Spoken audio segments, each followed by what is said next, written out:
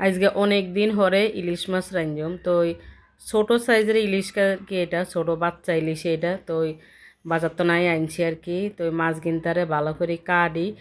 দুই হানি জরা হিয়ারে নুন হলুদ এই মরিচের গুঁড়ারে মাখি হিয়ারে তেলের মধ্যে সুন্দর করে ফিট করে সুন্দর করে ভাজি লইছি হিয়ার হরে দিয়ে দিছি হিয়াজ দিছি তবে হিয়াজটা আর একখানা বেশি হয়ে গেছে আপনারা আর একটু কম দিলেও চলবো তো হলুদ মরিচ দইনা জিরা রোন বাডা তারপরে নুন দিয়ে ভালো করে কিন্তু তারে কষাই লইম লই হিয়ার হরে দিয়ে বলে হানি দিয়ে আরেকখানা কষাই লইম হিয়ার হরে দিয়ে বলে যেন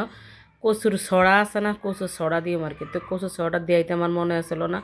হিয়ার হরে দিয়ে বলে ওই জায়গার মধ্যে পুঁই শাক তো বাজার তো না জায়গা লাল পুঁই শাক আনছি আর কি তো পুঁই শাক দিয়ে কচুর মুখে দিয়ে ভালো করে কিন্তু তারা কষাই লইম তো কেন আর অনেক দিন ধরে ইলিশ মাছ খাইতাম মনও চাই কিন্তু টেয়ার অভাবে মনে করেন এত বড় ইলিশ কিনতে পারি না তো বড় ইলিশ তো কিনতে পারেন না তো ছোটো ইলিশ আনছে কারণ এটা খানের আর মানে রু মনে করেন বার হয়ে যায় আর কি তো এই সুন্দর করে পুঁই শাক দিই কচু ছড়া দিই ইলিশ মাছ দিয়ে আজকে রাঁধছি আর এত স্বাদ হয়েছে তরকারিটা জানেন না তো এনদি দিয়ে দিয়েছে কাঁচামরিচ দিয়েছি কাঁচামরিচগুলো একখানা ঝাল আছিল তরকারিটা একখানা জাল জাল হয়ে গেছে